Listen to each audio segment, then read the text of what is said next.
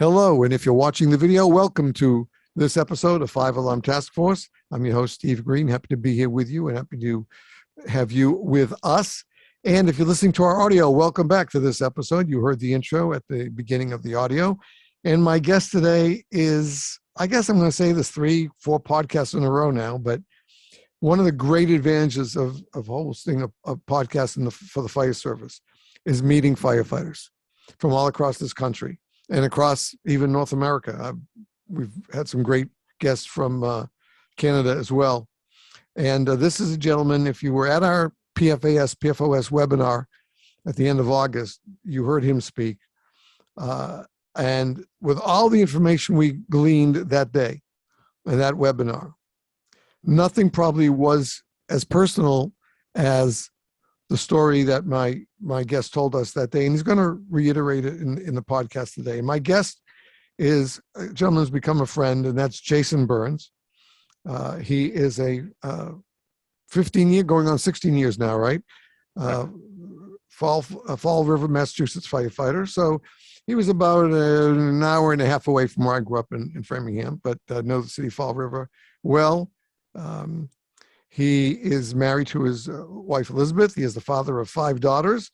And we just were talking off air that as the father of 2 daughters, nothing makes me smile more than my girls. Although I have to say our new grandson, who's only 6 months old, is giving a good run for the money, now that he's able to identify faces and smile when he sees you and you make his favorite noises. And Jason became very active with the union early on in his career. He's going to talk about that. And he is the IAFF District 3 service rep. And as you know, as I've said many times in this show, our fire service today would not be what it is without the makeup of the men and women who make up our career departments, our volunteer departments, our part pay departments, and our WUI departments. We are all truly, truly one family. And it's just where you go to work and how you do it are the only differences. But what we do, no matter what our definition is the same. We give of ourselves, give of our hearts, and take away sometimes from our families and personal lives to give to strangers to help them in their dire need. Jason, it's a pleasure to welcome you to the podcast. Honestly, thank you. They're very kind there, Steve. It's a pleasure that you had me back. It's you've been a great friend, and this is a great forum for us to kind of build on that. And to all your listeners and viewers, it's a great forum to connect with them too. So I appreciate it. It is. And this topic, even though we've had the webinar, we're almost every day we're seeing new posting. There's actually there was a presentation happening today. Unfortunately, we're going to be recording this, so we're not going to be able to see it live. There are social media postings of almost at least 1 or 2 a week now of new information coming out from states across the country on, and the EPA has finally set some tighter rules on PFAS limits in water and public water, which is slightly long in coming, but it's better than nothing, at least to get them started. But we cannot for a minute let ourselves think that the webinar at the end of August answered all our questions about PFAS and PFOS. We know that Dr. Peasley is concluding another study, as he hinted at in his presentation in August. We're waiting for the release of that updated study. But PFAS in our gear, especially for firefighters who are dealing with legacy turnout gear. And I'll have you define that for our listeners and viewers, because you're dealing with that in Fall River. So let's go to the beginning and let's talk about what brought you to the fire service initially, and then how you got thrown to the lions so soon. That's a polite way to put it, Steve. So my grandfather, like many of us, probably many of your viewers, my grandfather was on the job. He did 38 years in Fall River, ended up as a deputy chief. I like to tell people that my dad is someone I adored. He was a great father, but my grandfather was on a whole different level. And I just had a tremendous amount of respect and admiration for him. And a lot of it had to do with who he was on the fire department. And so from a very young childhood, that's the only thing I ever wanted to do was be a firefighter. So not unique in that story, but I was able to be lucky enough when I was 30 or 31. I took the test and got selected and got on the job. So that's not the unique part, I guess, but we live in, Fall River, as you can remember, it's a pretty poor city. During the 1800s, the manufacturing capital of the world, but we never really progressed to the new economies. And so we've struggled for quite a bit. It's a poor city. So what I like to try to explain to people is that when the economy is going well, Fall River is the last one to the party. And when the economy takes a turn, Fall River is the first one leaving the party. And so I got hired in 2006. Fulfilled a lifelong dream. I like to tell people I could have sat in a corner somewhere and just been thrilled to be a firefighter and finished my career 30 years later. What happened was in 2008, there was a downturn in the economy. Like I said, Fall River was the first to leave the party. And we had, I think there were almost 150 something layoffs in the city, 100 of that being from public safety. So police and fire, over 100 different officers and firefighters.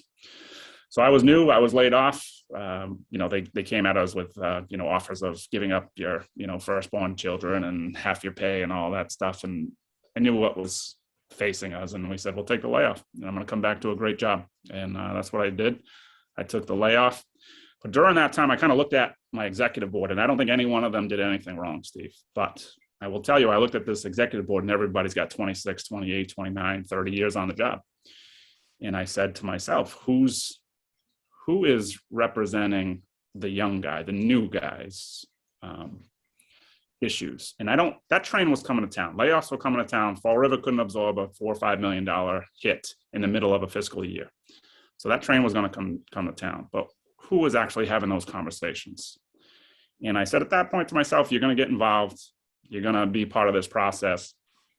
And when I got back, I ran for a director position and I was elected. And I told people, listen, I don't know enough about my job, never mind union, but I'm here to provide the new guy perspective, if you will. And I think that's kind of where things changed. Within like a year and a half, my president went through some real major issues and he resigned from the position. And my vice president, who had 31, 32 years on the job, Tom Chippendale, you've heard me talk about Paul, but Tommy Chippendale stepped up from a vice president to be president. And I said, listen, I'm going to run for vice president. And I thought it was crazy at the time, but I'm not a guy that sits around at the coffee table and complains. So let's be part of the process. And I didn't really know it, but one of the guys named it for me. He said, listen, kid, you're not running for vice president. And I was answering his question. I said, no, I literally am running for vice president. I'm telling you, that's what and he kind of stopped me and he said, listen, you're not running for vice president. You're running for president. Tommy's done in 10 months. You're running for president. And it was kind of like this wow moment. I don't even know my job yet. I've really got a year within the E-board. And I got to tell you, I listened a lot more than I talked because I didn't know anything of how this operated. And I won overwhelmingly. And 10 months later, I'm president, which was a shock. I was, grateful. I was honored, but it was an oh shit moment. Oh, can I say shit? I'm sorry. It was one of those oh shit moments. Like you asked for it, now you got it. And like I've come to tell you guys how I got involved in kind of this fight with cancer and standing up for our members.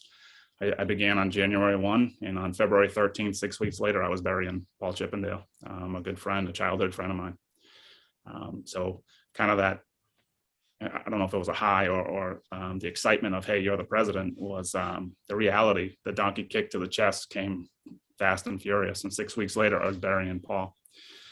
And it just kind of really made me understand, like, this is what you're here for, right? Not to bury your members, but to be there for your members, to be there for the wives and the children. And it, honestly, it's changed me forever. So I feel like that's more prevalent than you hear about. But I think it's certainly a part of my story. And that's why I try to tell it. Like, that's how I became so focused on trying to protect everybody. I don't know how much more into the history you want me to go, but 2 years later, I buried a 32-year-old kid. So Paul was 37, and 2 years later, I buried Adam at 32 years old. Right. And I think that what's important for us to realize is that at that point in time, although we have the Firefighter Cancer Initiative was was just kicking in.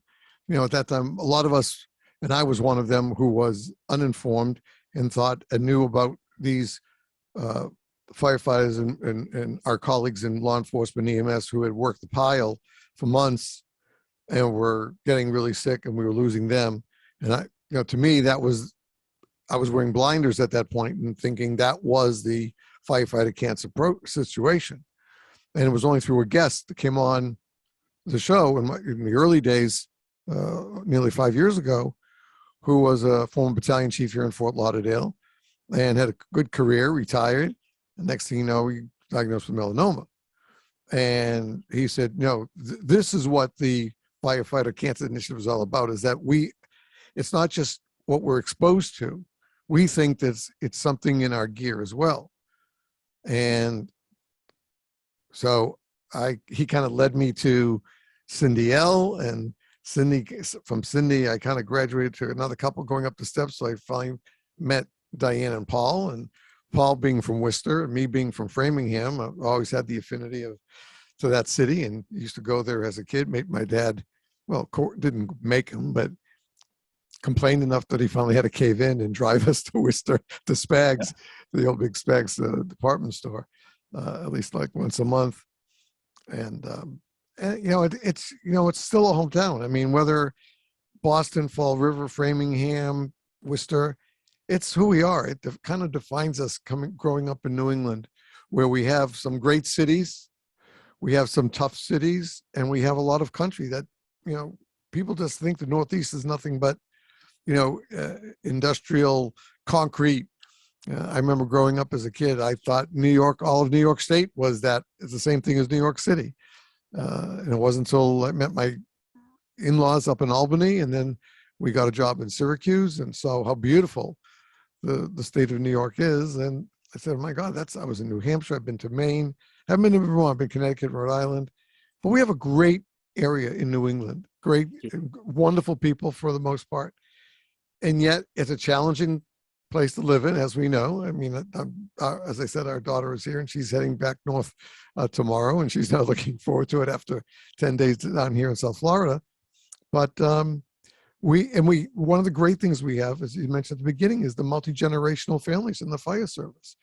And that makes us stronger, I believe, because you can look back not only to those who came before us, but those from your family that came before us and gave our community, helped them, gave of themselves, and sacrificed what they needed to be there.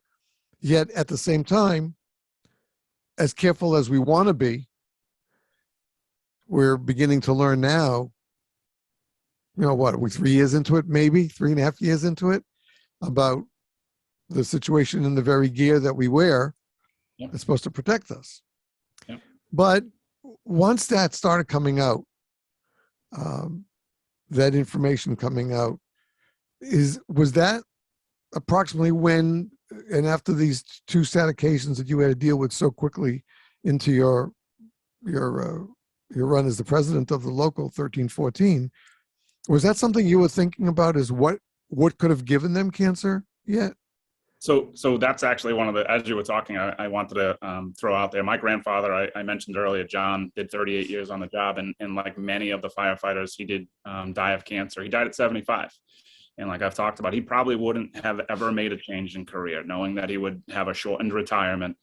He did 38 on a job that he loved. He lived a wonderful life, got to travel, really enjoyed and felt good about what he did, but he died at 75. And I think that was kind of what I knew about the fire service as far as cancer, right? Some of the older guys, sometimes it's on duty, but an active firefighter, but right. Many of the times it's a 50, 60, 70-year-old guy who's been retired, and it's a terrible story, but like my grandfather, I don't think many of those guys would have changed their career. And we kind of knew it was from the job. So for me, burying Paul at 37 years old, being a new president, and then less than 2 years later, burying Adam at 32 years old, I had a sense of duty to the families of the guys who just passed to figure out what was going on. And I also had a lot of worried wives and children back in their homes, kind of thinking like, well, what's going on? And I had to find out why. So I had never even contemplated anything about gear being an issue. We had talked a little bit about the smoke and the fires that I go to Right. is different than the smoke my grandfather took in. You know, a lot more of the plastics and petroleum, and Oh yeah, it's more of a hazmat smoke. right. Yeah, we know that now. I mean, it's the same thing from my day with, there was real wood furniture, only Kapok filled in the, no foam, just Kapok filled in furnishing, stuffing and stuff like that. And yet we were, even in my day, I remembered after the webinar, I meant to bring this up with you and Sean, was that that when I first joined there, one of my first car fires that my buddy and I got to ride on was an afternoon. We were there for lunch, and the alarm came in, so the chief made sure two of us made it on the first engine. We went out, and it was a small car, and it was cooking though pretty well. But we weren't supposed to air up. We didn't have to air up in those days initially. And we got mostly out, and then we had a flare up, and then the wind turned right at the same time as the flare up. And we've all seen that happen. It just, thing just follows the other in the pattern. And we both got a snootful of it, and we're coughing and puking, and everything's coming out of our eyes and nose and stuff like that. And the chief made sure he had them bring the O2 over from the rescue, and he said, "Make sure we're okay." He says, "Okay, boys. You know what? This is not going to happen again. From this point on, anytime we're at a vehicle fire, we're going to be masked up." And from that point on, it became SOG in the department. But we also know that even something as what we thought or think of as innocuous as a dumpster fire can produce amazingly caustic and dangerous smoke and other chemicals and carcinogens in it, including hydrogen sulfide. And if your department doesn't have the meters, the detectors that you can wear in your helmet or in your gear, you're not going to know that someone's been poisoned by hydrogen sulfide. And a previous guest who was in Rhode Island told the story of how he almost lost a friend who they thought was just a cardiac episode. But he told them to check his blood serum, and sure enough, they did, and they found the hydrogen sulfide. So they were able to give him. He wasn't able to go back to duty, but at least he lived. And that's the key. So, we can no longer assume in this day and age, especially, that there's such a thing as an innocuous fire. Doesn't exist anymore. It's all a hazmat scene to me. That smoke is a hazmat scene in and of itself. Yeah, very, very true.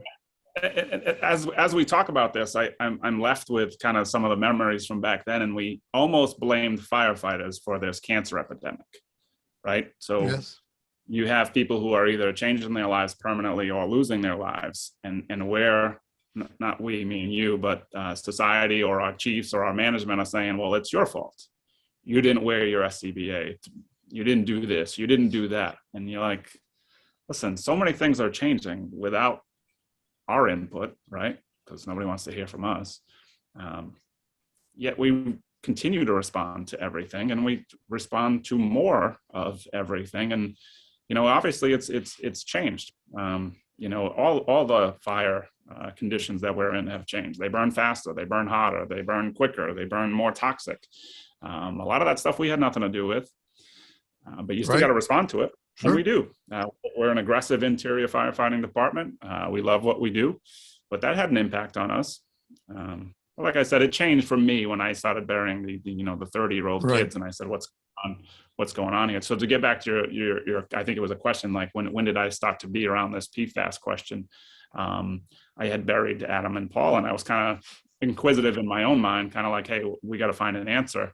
And I saw a Facebook post from what I found out was Diane Carter, who is obviously amazing, but she was just like, hey, I got a lot of information. You're an IAFF president. I think you should know about it.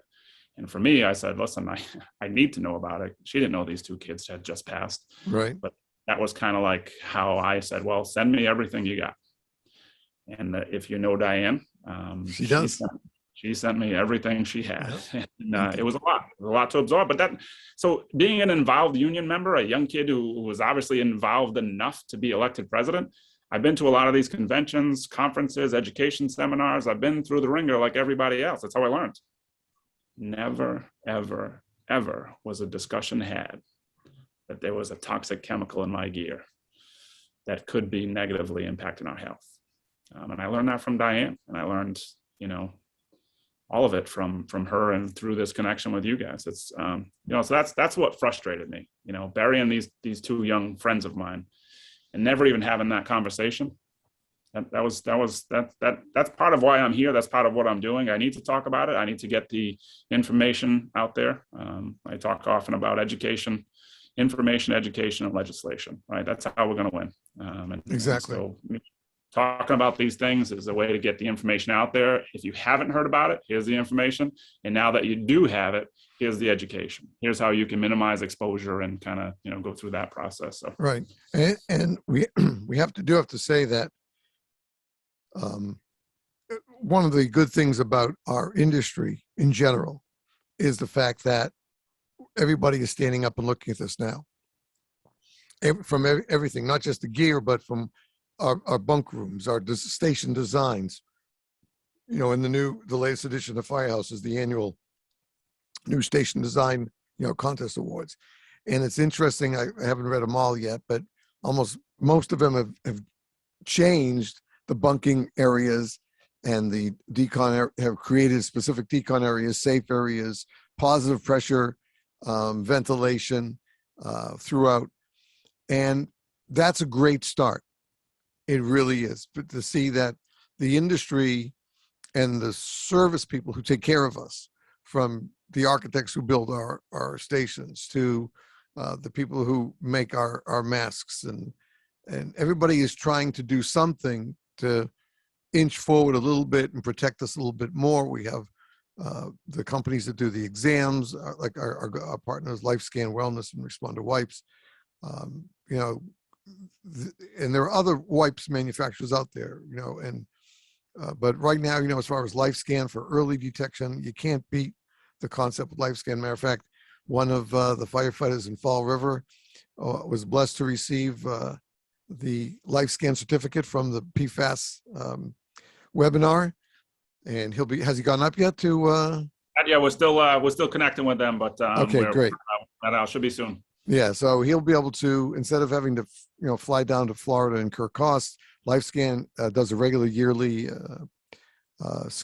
scanning for in just was it Southborough, did we say? Someplace like that? Yeah, it's in that area. It's off of 495. I can't remember the exact. It's in Central Mass, and they have it done every year. So instead of having to fly, he just makes a 2-hour ride up, gets his exam done, be able to be at home that night with his family, and will have the advantage of the wonderful efforts of the people at LifeScan Wellness. But not every department can afford this. And in the meantime, one of the things that we've tried to stress to firefighters is that when you go for your annual, and you damn well better be going for an annual physical anyway, whether you like to do it or not, now you don't have a choice. You really need to make it your business to do that. But if it's not the fire, if it's your personal physician, then make sure you tell them that you are and have been a firefighter. Let them know some of the things you've been exposed to, even if you didn't keep notes, if you didn't copy that, download the book from the IAFF website or the NVFC website. If you didn't make notes, that's fine. Just let them know a little bit of what you've exposed to, and so they can look for any telltale signs early on, because we know that for the most part, early detection saves lives. In any cancer, has that, not just with the fire service, any cancer, early detection saves lives. And so make sure that you start taking care of yourself by, number one, making sure you have that annual exam, and number two, telling your physician that you are or were a firefighter, and explain to them what that entails. Because they're going to look at the old TV shows and think of that's what you do, and they'll see the old black and white films of firefighters running around with the horses. That's what you do. That's not what we do anymore, folks. Okay, if you're not in the party, then you're not quite sure what we're doing.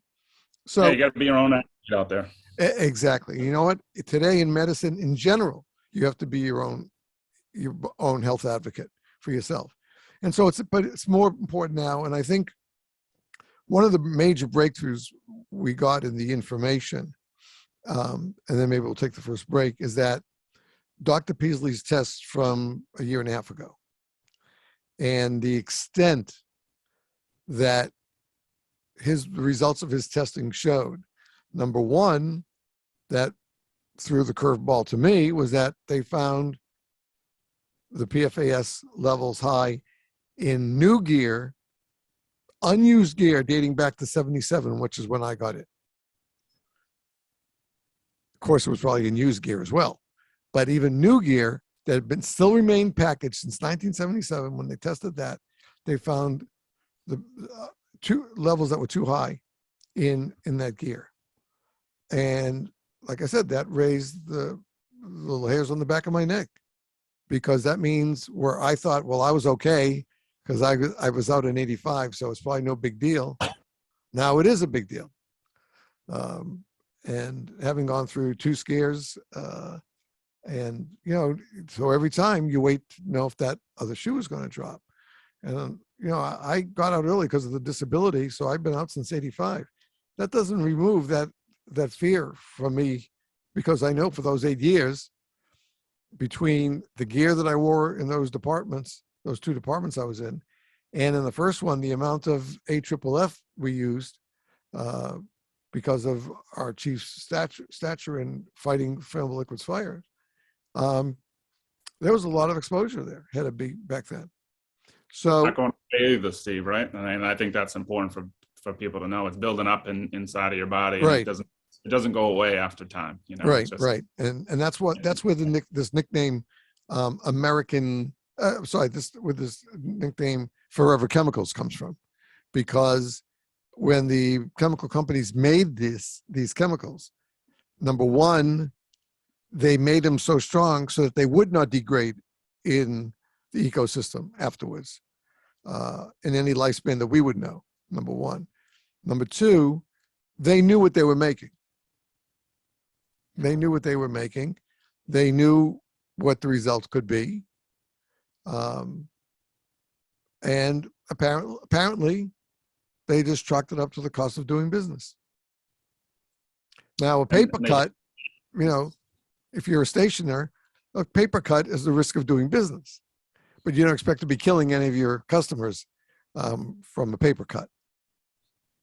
Yeah, and I think the frustrating part is they kept information from us. Even in these manufacturing plants, the negative impacts were felt upon the employees, and they were getting cancer at increased rates. They were having children with birth defects at increased rates. I mean, it was significant damage that was being done to these people.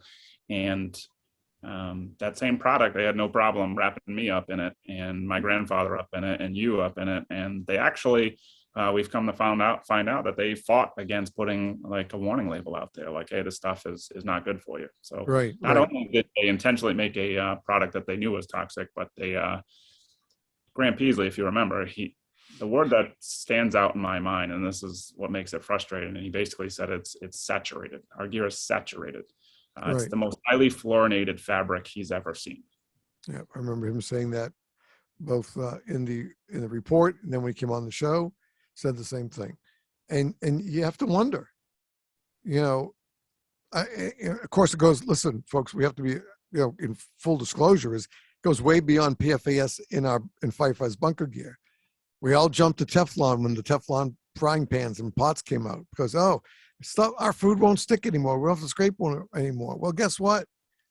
Teflon is polyfluorinated as well. Has the same chemicals in it that our gear that we're talking about for firefighters' gear. You didn't have to be a firefighter to use Teflon. Everybody used it. It's everywhere. And, you know, that's why international estimations are that basically every human on this planet, and at first they kind of qualify whether it was some indigenous peoples in the jungles of South America and in Asia might not be, but I think they're pretty close now saying that every human being is born now with PFAS poisoning in the bloodstream. Steve, I even had a friend, a non-firefighting friend, send me an article and said, "Hey, Jay, is this the stuff you're talking about?" And it was PFAS, but they found it in deer. And so he's a hunter, and he's not supposed to eat his deer that he, hunts because of this PFAS chemical. And he said, Oh "Jay, my goodness. Like remarkable." Again, there's no end to where it is, who it impacts, what it impacts. It's disturbing, quite disturbing. It is. And, but folks, that doesn't mean that we can't do something about it. And we're going to take a quick break here. When we come back, we're going to talk about how not just the people in our interest group about it are doing it, but what's happening and how the firefighters themselves, especially our brothers and sisters in the IAFF, got together and in one vote created a voice that the manufacturers never expected they would ever hear. So if you're watching the video, you won't see anything different. If you're listening to the audio, you know that there'll be a few words, and then we'll be right back with my guest, Jason Burns, right after this. As always, please stay tuned.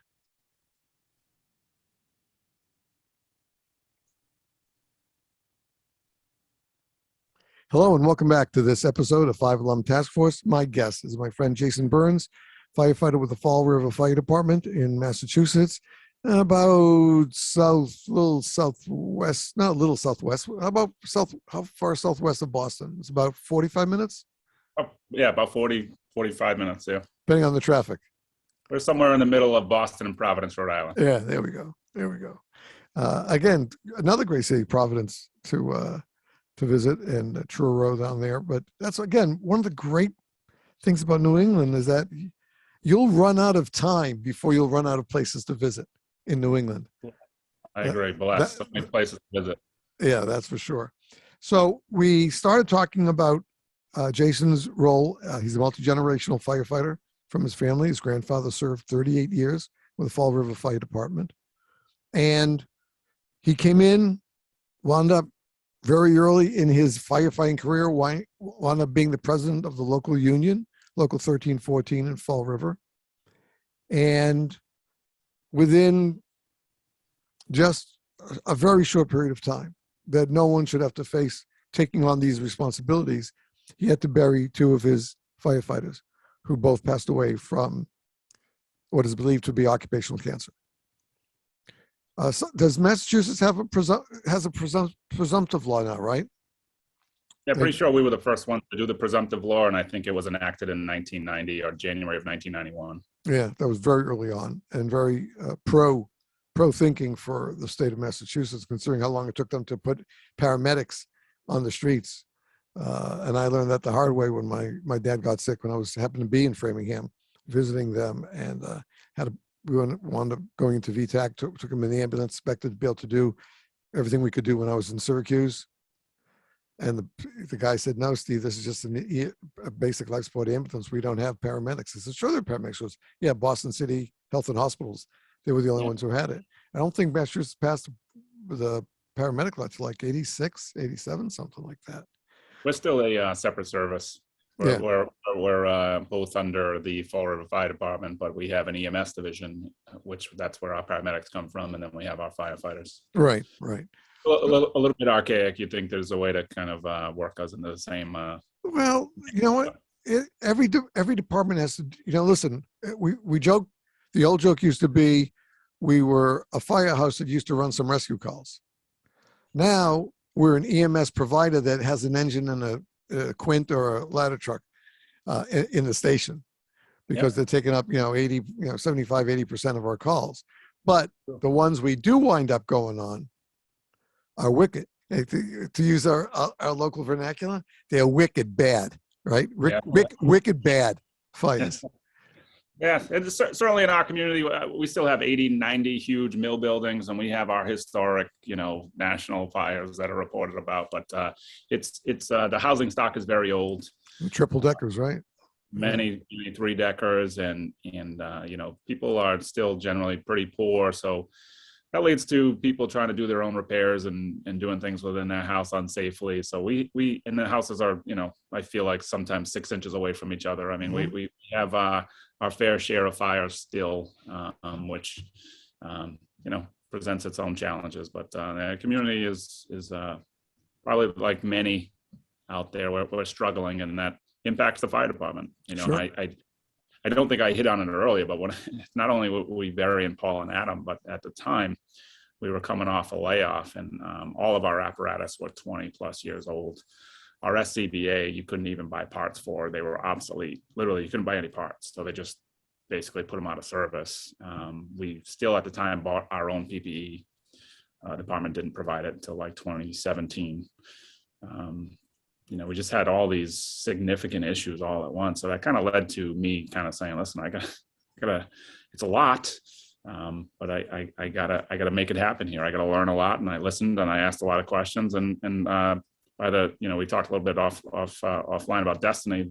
Destiny said I was a president in Fall River at a time when I have Mike Mullane, a generational leader in the IAFF, as our district vice president. Ed Kelly at the time was the state of Massachusetts president, and Jay Colbert was a district vice president. And to me, they're like my Mount Rushmore of union leaders. And when I started, I told you how green I was and how new I was. I had a wealth of knowledge right there that I could talk to, and man, it really paid dividends. And we were able to make some changes in Fall River and try to make it a little bit safer, slowly but surely. Right. Sure. Well, it's got to be small steps because we're working against giants. That's the problem. It's one thing if these were just small local companies that we could talk with and deal with and were willing to sit down and talk with us. But, that's not the audience we're dealing with. We're dealing with a brick wall that is very happy where it sits and doesn't really care about the fallout from it. That's been made abundantly clear to everybody involved reaching out. And unfortunately, we've also seen that even some of the organizations that are supposed to be there to protect us and guide the manufacturers are more interested in working with the manufacturers than taking care of the firefighters. And, that was an eye-opening experience. I know who you're hinting at, and that was an eye-opening experience. How naive was I? We all were. I think we all were. I think it was a punch in the gut when we got that notice back, and the review was denied.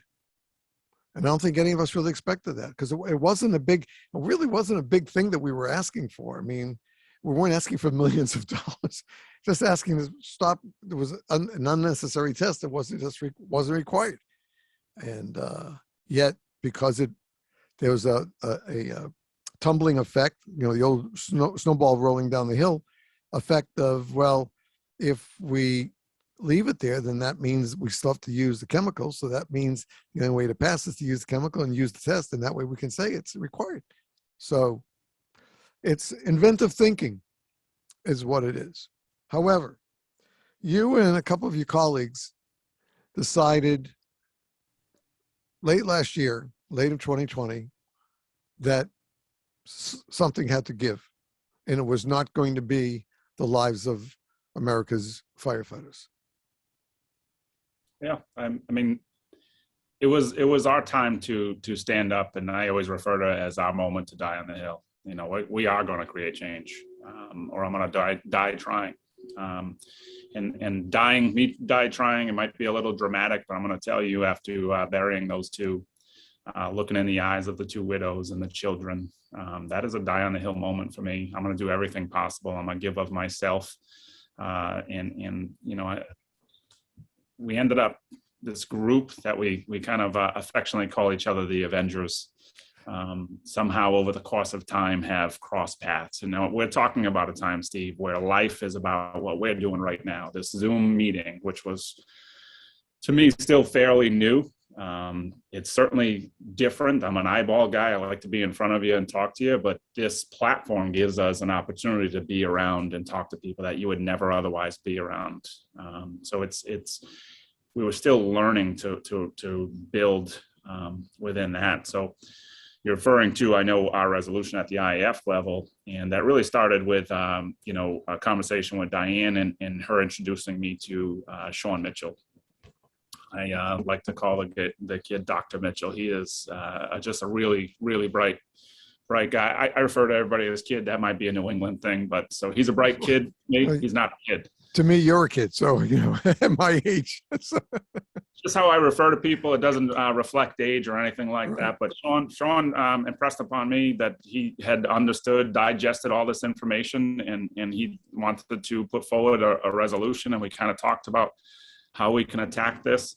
Sean wrote an incredible resolution, and I probably wasn't introduced to him until August of 2020, and we had the IAF convention that was coming up, and I don't even know if at that time if the date was solidified, but we were looking at a virtual convention coming up in January of 2021, and really the resolution, I loved how it took place, but we said we're as firefighters, we're about taking care of firefighters and keeping our people safe, right? And we're going to break sponsorship contracts, whatever it is. I don't want to be associated with people who are providing a product that are helping my members get in the ground too early. At its core, that's what that resolution was about. And, we took additional steps to say we want the IAF to educate our members, right? So we talked a bit earlier about we didn't even have the information. I had never heard of this. Right. So we got to get beyond that. We got to get out and inform our members that this is something within our gear. This is a battle that we have to understand. But then it's taken it to a new level, is educating, right? So how to handle your gear. When should you handle your gear? Don't have it on every call just because that's what we normally do, right? Use it when you need it. So that was part of the resolution. And me and Sean kind of went on a talking spree and talked to anybody who would listen about the subject. Some people knew about it, some people didn't. And we were able to, again, these platforms like Zoom, we were able to get on a few different platforms and a few different shows and just start talking to people and trying to educate them and get them on our side with the resolution, which today's Tuesday, Steve, right? I generally like to tell people as firefighters, we can only get 50% of the guys in the room to agree that today is Tuesday, right? It's literally Tuesday, but some guys will just tell you it's late Monday. Some guys will tell you it's early Wednesday, right? I can probably only get 50% of the room to agree that today is Tuesday when it's literally Tuesday. And I think through the IAF process, our final vote numbers, I probably sped through that a little bit, but we had a tremendous amount of support. Now President Kelly spoke to it, which is remarkable to have his support, the way he's changed the trajectory of our issue with PFAS. A couple other heavy hitters in our union spoke to it, and I think the final vote tally was 1,536 to 10. So we're at like 99.98% of people voted in favor of our resolution 28, which I take great pride in, because this some of the resolutions that you find on the floor that are important come from the executive board because they have more information sometimes than the rank and file. Right. And they kind of, and that's what leaders do. Leaders lead, and they present things to the body and they explain to us, this came from the body. This came from the lowest level. A kid from Fall River and a kid from Nantucket saying, look, we've had enough. Our members have been sacrificial lambs for too long. I'm not showing up at a cancer symposium sponsored by a company that is providing a product that is damaging our bodies, which is potentially, killing us. And so I was proud that it started at the grassroots level, if you will, and even more proud of the support. Honestly, to this day, I had goosebumps like basketballs. And when I think about it, I think it's remarkable. But it certainly made me proud of our organization. I think we cut back to who we are. It's not about the free lunches. It's not about the steak dinners. It's not about telling people you're a union rep or anything, or, hey guys, I'm a firefighter. It's us protecting us. And that, I can draw that line back to Paul and Adam and their wives, Jamie and Angela. and their family. You know what I mean? Like that, this is who we are. And I'm proud that Yeah. we took that turn. You know, that's so important because, again, we share the same view that, again, no matter what type of department you're a member of, we are a family. We look out for each other. If you're a career department and right next to you is a small volunteer department that you know has problems, especially today, you know, here we are in 2021, and we can't keep 50% memberships in volunteer departments. You know, they'll be a little, you know, begrudging, but you guys will go out and give them a hand because that's who we are. It's what we do. We help each other. We help our communities, mostly strangers that we don't know. They don't know us, but they know that they can call us on their worst day and we're going to show up. And we do the same for each other. And the fact is that you know, as you said, when we heard the EWG report just before the webinar, and then we heard General President the General President's opening words at the webinar and his dedication to the task at hand, which he said the most important task that he has is to keep every firefighter healthy and safe. And that's where he draws his line in the sand. Anything that breaches that has to fight, because it's remarkable. And that's who we are. And somehow we drifted a little bit, but that's who we are. Politics can divide us. Interior firefighting, exterior firefighting, that can divide us. Volunteer, career, whatever it is, right? We have a lot of things in our universe that divide us if you let it. But I think in this instance, we made a conscious decision and said that's not going to happen anymore. We're together. We're gonna stick our toes on that line together, and we're about the safety of each other. I love it. Right. And the other person we'll mention about is Deputy Chief Sean Mitchell. Sean is with the Nantucket Fire Department. He also recently had a new baby just several months ago, a little bit younger than our grandson. And it was the same thing. You know, he just was tired of seeing one of his firefighters getting so sick, and everybody in the community coming together to support that firefighter when this might not have needed to happen at all. And then he did his research and everything that Diane and Paul forwarded to those of us in the group. And I mean, it's a huge group, ladies and gentlemen. I mean, you might hear a few names being bantered back and forth here, but I mean, when I saw the mailing list for the webinar that was shared with me, I was just amazed at, you know, there are hundreds of people who are carrying this banner right now. And they're not just firefighters. Their husbands, their wives, their parents, their grandparents, their sons and daughters who are carrying the banner that these men and women are willing to risk their lives every single day for strangers that they don't know, they've never met, who are having the worst day. And all they ask for is, if their career, then they get their paycheck, they get the benefits as in the contract. If they're volunteer, all they want is a cold drink and a pat on the back. And if they're part pay, they want a combination of the both.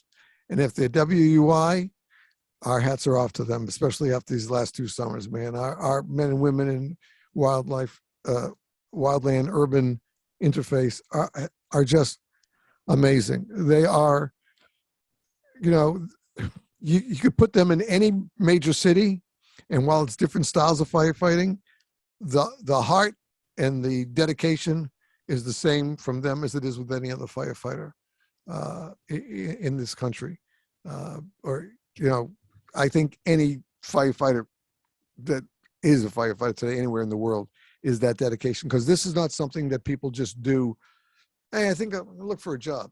Maybe I'll be a firefighter, or I'm going to work at the bank. One of those two. I'll figure it out. You know, it doesn't work that way. There's a connection. There's an attachment. I was talking with Jacob Johnson a week or 2 ago, and we're talking about how he feels. You know, his mantra is shut up and do your damn job, meaning you're a senior firefighter. You got to start mentoring those coming in behind us, or else they're not going to have we're going to lose that knowledge that you've accumulated in your time on the job. And then there's no way we can replenish that. You can send the kid to 17 conferences a year, pay for it all. That doesn't mean that kid's going to come back with any workable knowledge that they've gained just by going to the conference. But they need to know it from their department. You need to be there to teach them. And yet we have those who just pick up and turn their head the other way. And if we don't teach them this about, yes, we do the job because it's our passion. We felt the calling to do it. Some of us, multi-generational. Me, it was, and thousands of others, it was the TV show Emergency. I never planned on being a firefighter, even a volunteer, but I watched that show while I was in college, and I just loved it. I was just amazed by it, knowing that it was based on real stories from LA County Fire. That was the deal that was made with Jack Webb and R.A. Senator. And when they put this thing together, and I felt, well, I had done everything I could for the Red Cross, but if there was ever a chance to be a firefighter, I'm going to try to take that chance, because I had met a firefighter when I was 7 years old. We had a little fire in the backwoods of the house, and everybody ran to see them put out the fire. I stayed by the engine. I wanted to see the guy at the pump, and he gave me a lollipop, showed me how the levers worked, and I was amazed for a 7-year-old kid. But it's a passion, and that's what separates the people who want to be firefighters, want to be law enforcement, who want to be paramedics and EMTs, who want to be medical assistants, who want to be doctors, who want to be surgeons. It's not just something that they think, what am I going to do tomorrow for my, will I work at a bank? Will I go become a brain surgeon? Or, am I going to, do I want to drive a pickup, or do I want to drive an engine company? It's something that drives us to do what we do.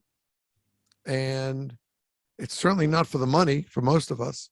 Even if you're a full career, even at 10 years in, it's not going to be the money necessarily that's going to keep you there. Because as we know, most of our brothers and sisters have at least one other sideline job. A lot of it is teaching, which is wonderful, because they are passing on their knowledge and their experience, which is great. But some of them are builders, and some of them are painters, some of them do pool service, and some of them do landscape work. But because it's not the money that we're there for. We do it because of this passion in our heart that we know that we're helping somebody else, and we gain another family in doing so. The families that we're with every 24, 48 or 48, 96, whatever, however your shift works, that, hey, your team is coming back together again in 48 hours, and the guys will have the same joking around, the same arguments about the same baseball teams and football teams, but those tones go off, all the smiles are gone, everybody gets their gear on, and they're off to do the job. Yeah, it's the beauty of it. And I think that cuts to the core of what I was kind of talking about before, is my pride in that we kind of circled the wagons and kind of got back to our epicenter, if you will. Our epicenter is taking care of, obviously, the public, but just as important is taking care of each other. And we need each other in a lot of different fashions, and that's what our movement is. That's what it's us taking care of us. It's a powerful thing, and I can't tell you, I feel incredibly grateful to be around some of these individuals, all brilliant in their own way, but grateful. Well, there are our brothers and sisters who went through this early, before we knew anything about PFAS, like Keith Tyson and Mike DeBron. Great people from the Firefighter Cancer Support Network and all these Firefighter Cancer Support Networks, Carney Strong, et cetera. They're all terrific and important. We just wish we didn't need them. We wish we had the magic wand, the Harry Potter wand, that with the right words, we wouldn't need all these cancer support groups, because we'd get ahead of the disease. But when we thought we were getting ahead of it based on our occupational practices, we learned that the most basic occupational practice might be the one that's hurting us the most. Yeah, it's been a heck of a journey. They call it a rabbit hole, right? And I like to tell people, jump in a rabbit hole inside of a rabbit hole inside of a rabbit hole. And that's where I feel like we are. What kind of feedback have you and Sean and other members and the leadership of the IAFF, what have they gotten back over the past, 10, 11 months now since the convention? So I think early on, I certainly received a lot of, social media helps. A lot of firefighters reaching out from all over the country, North Carolina, California, New York, even certainly within Massachusetts, I have direct relationships with a lot of everybody. And initially, January when that passed, it was more about a pat on the backside, hey, great job.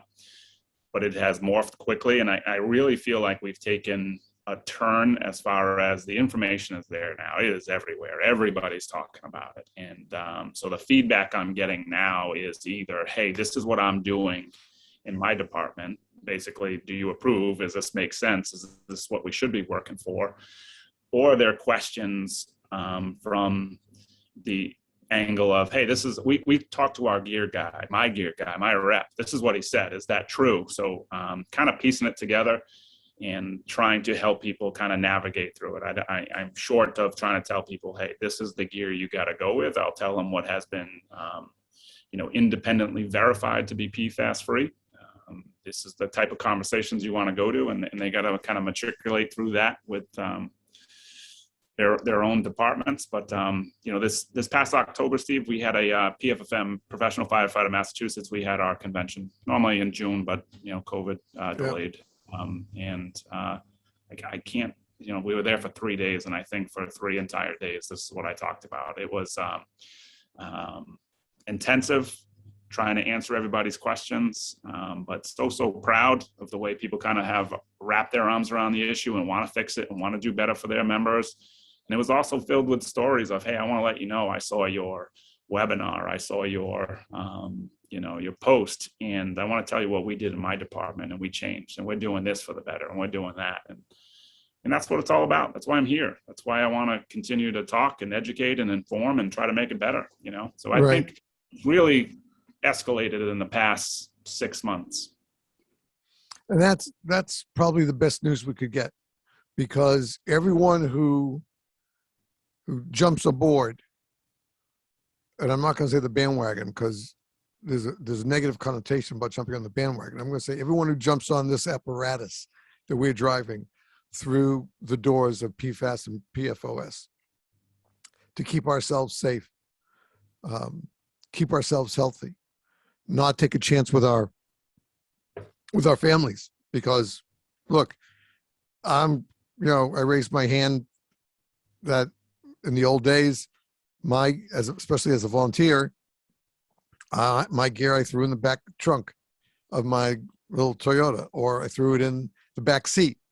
And then I had my daughter in the front seat, in the car seat with me. Yeah. Well, in those days it was front seat because we didn't, and then I brought it into the house during the winter because living up in Syracuse, I slept in my long johns and kept the gear right by the half stairwell to get down to the front door. And I would put it on there. And then all this stuff coming out, and I started thinking, oh my God, what have I done? My wife was diagnosed with melanoma in stage 2 in 2010. And thank God she had surgery that was more expensive than we thought, but thank God it's kept her safe ever since. And so any word that's related to cancer and going just through another screening and scare and CT just a month ago, thank goodness it came out clear, but anything that's related to that just scares the bejesus out of us. Yet we have to know that sometimes it's okay to lift your head up higher and say, I don't have to go with my head bowed and be afraid together. I can fight for what I believe in. And as you said, we love taking care of other people. And to do that, though, the first ones we have to take care of is ourselves. Because if we don't take care of ourselves, we can't answer calls and we can't help anybody. And that's where the problem lies. So it shouldn't be a problem. That's the line that we should draw in the sand, that we remember that, can it be all these, gross decon and then cleaning the using the clean bag and then the soil bag and then doing the extractors. And then we have to wash down the truck and keep the clean cab policy alive. Can it be a pain in the butt? Yeah. But you know what? You'd rather have that pain in the butt than have a needle shoved in your arm 3 days a week, putting some sort of toxin into you just to fight the toxin that's killing you. Yep. So I'll take all the red tape necessary. I'll bring every pair of shears that I can, and I'll cut through any red tape necessary if it's going to save my life and keep my family safer as well. Unfortunately, Steve, in addition to the positives that I threw out there as far as the response to our resolution and how we've done things, we still have people, firefighters. I mean, a next door neighbor of mine, 10, 15 minutes away, they were doing a 9/11 ceremonial tribute, climbing stairs at the Patriots Gillette Stadium. And, I just put a post out there that said, listen, guys, stay out of your gear. We got information that is damaging our bodies and potentially causing cancer. And the response wasn't as positive as, I wanted. It was kind of like, hey, listen, we put this gear on, 7 times a day because of a job to do. And what's one more time to honor our fallen? And, I get it.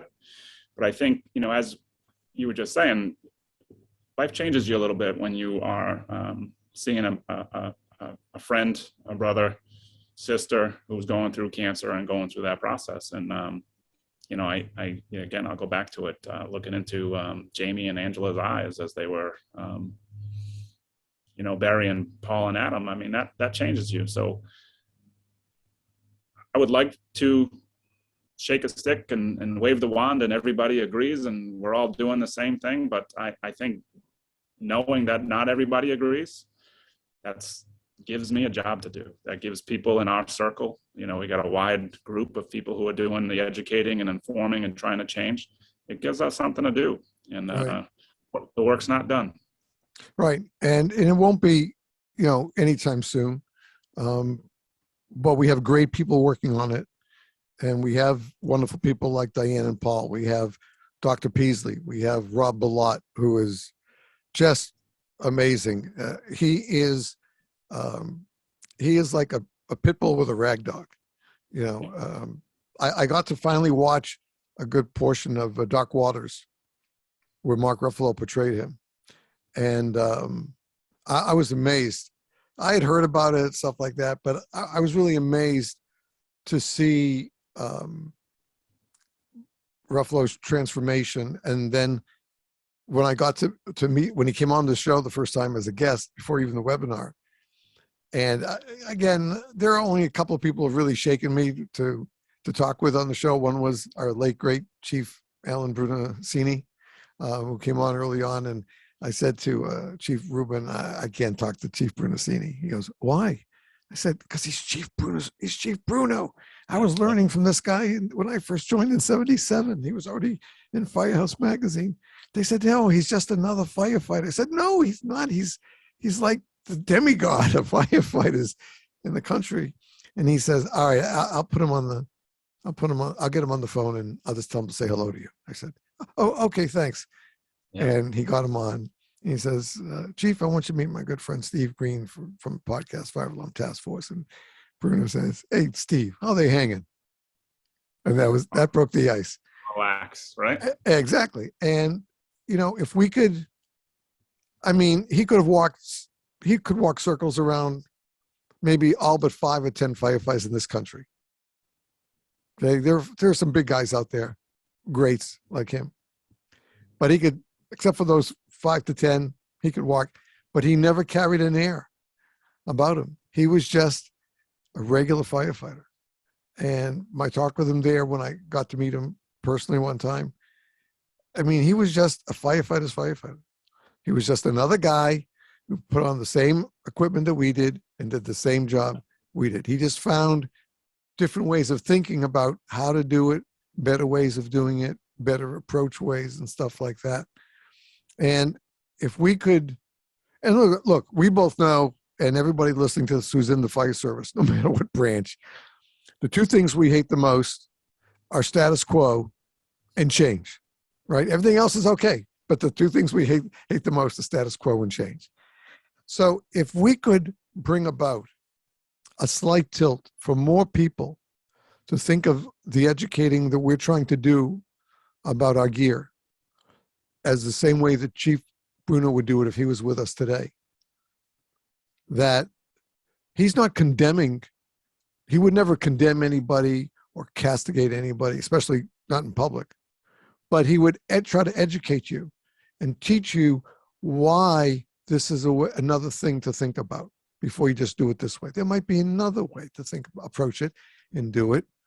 And if we could get, a couple of dozen more people like you and like Sean and like Diane and Paul and Dr. Peasley and Rob Ballot and all the other doctors, Dr. Caban Martinez down here in Miami at the Sylvester Comprehensive Cancer Center and Dr. Solar there. Wonderful people who are just dedicated to helping the fire service. And I think that's the way this is not coming from chiefs and officers down to just to the rookies and beating up the frontline people. This is for every single member of every fire department in this, at least every organized department in this world, that we got to, we know some of you are wealthier than others. Some are seriously much poorer than others. You get second level gear, but we know that second level gear or third level gear is going to keep some of your people safe. It may not be good in the States anymore, maybe out of the legacy term that's set, but it can still save somebody else's life, another firefighter's life in another country. And so there's still, I think, value to do that as long as we educate them when we give them or sell them that gear, that you must be aware of this. Because not to do so, we'd be guilty of the same thing we're saying that the manufacturers have done to us. Couldn't have said it better, Steve, and I keep repeating the same few words, but information and education. I love my role, 15 years on the job, I'm 45, doesn't seem like the most senior guy. I don't feel like the oldest guy, but every tour I show up at work, I'm one of those. I'm either the oldest guy on the shift or I'm the most senior guy, just the way it works out, 90% of the time. And I love that role of trying to teach and coach and mentor. And that's the fire service. And I think that you're right. We are a perfect blend of kind of that senior guy who has seen some stuff and the 22-year-old kid who will run his head through every wall. But you have that senior guy who can tell him which wall to put his head in and open up, right? And that is the beauty. I physically can't do what I did at 25 and 30. But my mind knows that we can be smarter here. The 22-year-old kid needs to be taught which wall to open up and where in that wall. And I think the fire service is an unbelievable, grouping of expertise and talent and all that. And, in our PFAS battle, you talked about Dr. Peasley and Attorney Ballot and, Jimmy Bernecker and all, Diane. You have some regular people who, I don't have a degree in anything. I'm just a guy who likes to work and try to add. But I'm going to tell you, we were in that room, your podcast. I like to tell people that I've never been in a room where I've been the smartest guy.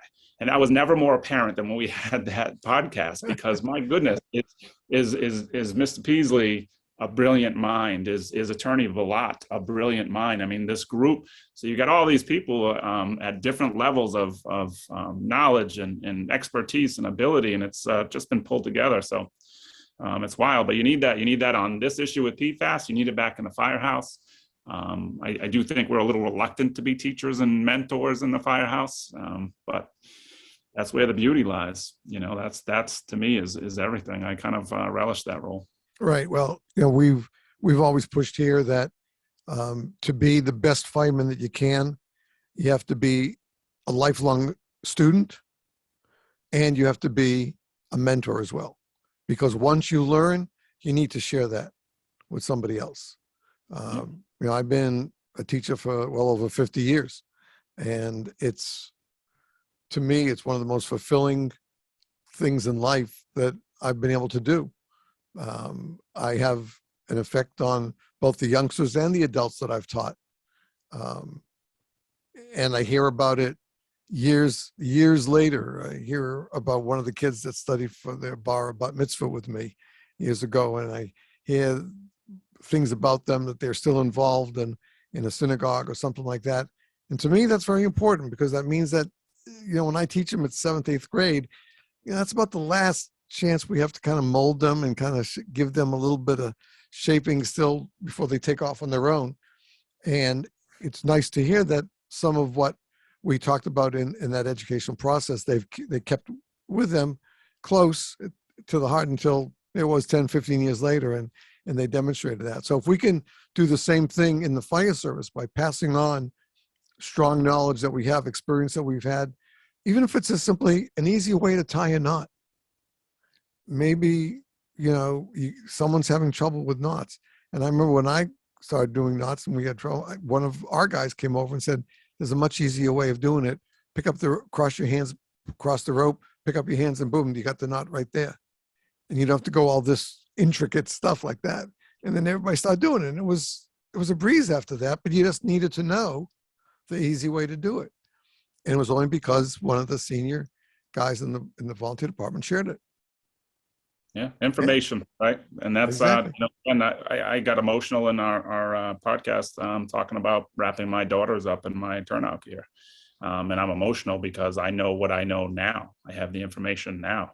Well, I thought it was cute, right? Not Yep. not great. My daughter's gonna lay down in my gear. That's a beautiful thing. But now I'm mad at myself. I'm mad at people around me. I'm mad at the companies. Oh yeah. I would never do that. And that's our goal with hoping to, educate and inform, is that I don't ever see another firefighter do that again until we have true PFAS-free gear. Nobody does it again. But Right. I did, Yeah. And listen, we also and even when we get PFAS-free gear, that doesn't remove our obligation to do our gross decon and showering and stuff like that, because that stuff is still there. No matter, I don't care if your gear is made out of aluminum foil, it's not going to protect you from all the carcinogens and stuff that's inside when we fight structure fires and what's burning. So, we always have to be cognizant of the fact that we must take care of ourselves. If you feel the roof is spongy when you get up there, you're not going to stay up there, not say anything to your IC or your division chief, and just keep whacking away at the roof, even though every time you whack, you feel your knees going lower and lower without saying something and getting everybody off the roof before the collapse. Well, it's the same thing with stuff that's burning. You want to protect yourself and your fellow firefighters on that scene. And if you got to pull them out, then you pull them out because it's the right thing to do. Don't do it just so you can try to raise your voice and give a command. Do it if it's the right thing to do. But Right. You have to notice to stand up and say when you see something is wrong. You're not going to get yelled at for it. You might not understand it, so you may have seen it wrong, or you may be the first one to put eyes on the danger, and it's important to get that to the division chief or the IC right away. And again, that's communication. We complain there's too much radio traffic. There's only too much radio traffic if we're not talking about exactly what we need to talk about. We're going to be we have a schedule we have come up with. We have a little panel coming on. We're going to getting Chief Don Abbott from the Mayday Project on with Chief John Vance and Nick Brunacini. And we're going to talk about Mayday again. And although we had the Mayday seminar, webinar back in January, the reason we brought this up is that I call my hometown now. Boston will always be my hometown, but down here in Coral Springs, Florida, in Northwest Broward County, our department, class 1 ISO, great department. I have a station down the street. I know I've met a lot of the guys over the years. They know I live here. They know my car. I fly the firefighters flag every day. And, but we had 2 Maydays in a week. I've never heard that before in this community. So, I was listening to the scanner and trying to pick up what I could hear. Wasn't a lot of detail. Both got out okay, thank goodness. But I'm starting thinking about, well, what, are we using Blue Card?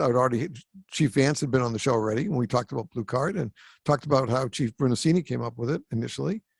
And I said, well, would you guys be willing to come on with, if I bring on Chief Abbott, because, he's got all these details from all these Mayday calls. And they said, yeah, we'd love to do it. And so again, it's a matter of education. What are we, about the radio communication? And I think it was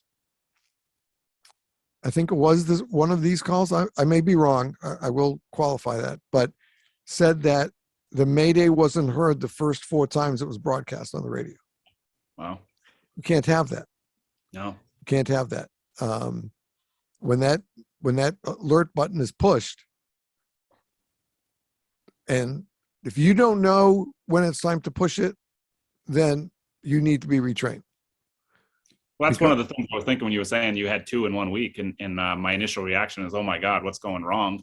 Yeah. But my follow-up thought 2 seconds after that was, maybe those guys have it right. Maybe they're comfortable with calling a Mayday in time, and I think that's the thing we struggle with. You don't want to call the Mayday. You don't want to be that guy, but we're trying to teach ourselves, call it when you need it. The second you think. Exactly. And there's a big difference with that too, because when we stress firefighter health and wellness and fitness for duty, we don't want you to be the first domino down.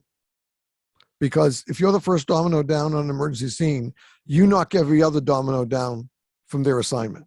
Nothing stays the same when a Mayday is called. Very few departments are large enough or well-disciplined enough that when a Mayday is called, everybody does not drop what they're doing to run over to help Bill or Kathy or something like that, because that's our natural response. But we can't do that. We have to follow the orders of the IC when the Mayday is called. And if you have a team up on the roof and you're the protective hose line, you can't shut that hose line down and go see how you can help at the Mayday, because you have people you're protecting on the roof. They're still on the roof. They're not jumping off the roof to go help. They got to stay up there and do the vent, whatever they're doing, and you got to protect them up there. Yeah. So we have to make sure that the communication on the emergency scene is appropriate and concise, so that the communication and the people can do their jobs and the communication is clear for everybody. Yeah. Otherwise, we're begging for a beating. And unfortunately, congratulations. And again, 15, 16 years on the job, I'm proud that every day I go to work, I try to learn. And that's my mentality. I have a lot to learn. I don't know it all. I don't even know anything, that people think I might know. I'm anywhere near that level. I'm a learner. I want to hear more. I want to be taught more. I love the discussions you have. These things are crucial. We could all learn something. Well, that's what this podcast was created to do, is for me to be able to give back to the industry that I loved, what I did, as long as I was able to do it. I've missed it ever since I've been out. I keep a small part of it with me, always with me in my heart, through the podcast and through still carrying a BLS bag in my car for 40 years, being out of it just because good Lord puts me at the right place at somebody else's wrong time, and being able to give a lot of aid and comfort and solace when it's needed before anybody else, got on the scene. So I hope that from today's episode and from what our listeners and viewers, those who saw the webinar on PFAS, and I will tell you this, folks, the video itself of the webinar is not available because it's under our copyright, but if you want to hear any of the speakers, each of the speakers has an audio copy of their presentation. So you can reach out to Jason, to Sean, to Dr. Graham Peasley, to Attorney Rob Ballot, and to General President Kelly, and they will be happy to share their audio with you. And if it doesn't change your way of thinking, listening to those audios about the whole concept of PFAS and cancer in the fire service, then maybe you haven't cleaned the wax out of your ears, because people that I've heard from who listened to that or watched it or listened to that webinar have had nothing but positive responses, positive comments that not only from themselves, but from they've heard already from others. So it's multi-level applause, I call it, that people really appreciated the effort that we made on that webinar. And which reminds me, folks, that right now we still have a webinar scheduled for Thursday, a week from this Thursday. It's going to be on Thursday night, the 9th at 6:30 p.m. Eastern Time. It is on a very important topic that is also, unfortunately, killing many of and injuring many of our brothers and sisters, and that is responding to emergencies on active roadways. The webinar is called SA for Situational Awareness. And our guest speakers are retired Chief and Dr. Richard Gassaway from the Situational Awareness Show, Deputy Chief Ron Tennant from Grand Rapids, Michigan Fire Department, who's been working with blocking apparatus, blocking with other vehicles, and using attenuators on blocking vehicles for over a decade. That's longer than we've been talking about a lot of these kind of incursion accidents happening on these roadways. And we have Jack Sullivan, who is the Director of Education for Responder Safety Institute, and Todd Lease, who is the Assistant Director of Education for the Responder Safety Institute, and also a traffic incident manager for the Pennsylvania Turnpike. Tickets are available right now for $20. The net proceeds, of course, will go to benefit the Five Alarm Task Force Corp Foundation account, which goes to offer financial assistance to our brothers and sisters and or the families in dire need. To go to you can go to our website right from our homepage. There's a link right there at www.5-alarmtaskforcecorp.org, or you can go to the shortcut, which is the http:// like bit in a horse's mouth, bit.ly/S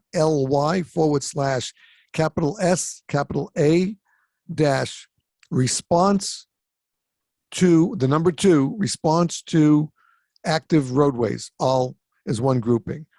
And that'll take you right to the Eventbrite, or you can reach us again on our website, or you can reach us by email at dalmatprod@outlook.com.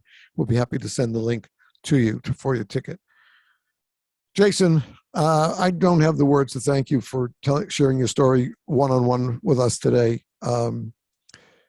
It was a difficult story to hear when you and I first talked on the phone before the webinar. I guess I was for a while, but I'm no longer sorry that I wear my emotions on my shirt sleeves. It choked me up, as it did at the webinar, as it did today. We are both a father of daughters. We both did the same silly thing that we didn't think had would have any meaning for our kids other than having fun. I'm just up in daddy's fire clothes. But we didn't know. And so it wasn't an act of commission. It was an act of omission of knowledge that we didn't know the details. But we love the job that we do. We want to do it as long as we possibly can. And we want to make sure others get to enjoy it as long as they possibly can too. And that's why we do what we do. You're a teacher, I'm a teacher, Diane's a teacher, Dr. Graham, Dr. Peasley is a teacher, Attorney Rob Ballot has taught us so much, Jim Bernecka, and just everybody involved with this have been wonderful to share their stories in teaching. Jim was on about 6 weeks ago. We had a great podcast together, sharing our mutual stories. And it's just something that we have to know. Look, it didn't take a college degree for us to learn that fire could hurt us. We knew that going in, whether you applied it, you went to the academy, or you joined a local volunteer department. You learned at a young age from mom and dad or on your own that heat and fire can hurt us. And yet we say, okay, I'll be careful and I'm going to help somebody else who's not as careful or needs our help. And we do that because that's who we are. And we have the right to good knowledge and good education for the jobs that we do. Just like anybody else's. You want to be a aeronautical engineer? That's wonderful. But you have to go to school to learn and be told the stuff is. You have to learn about stresses. You don't learn about stress, you're not going to be very successful aviation and aeronautical engineer. We have to learn what we need to know. The helix of fire, origin, and incipient times, and stages, and flow and vent, etc. We have a lot to learn. And Jason just said, 15 years in, he's still got a crap load to learn. I've probably learned more since I've been out than I learned when I was in, because thankfully of social media and the people I've been able to meet through the podcast.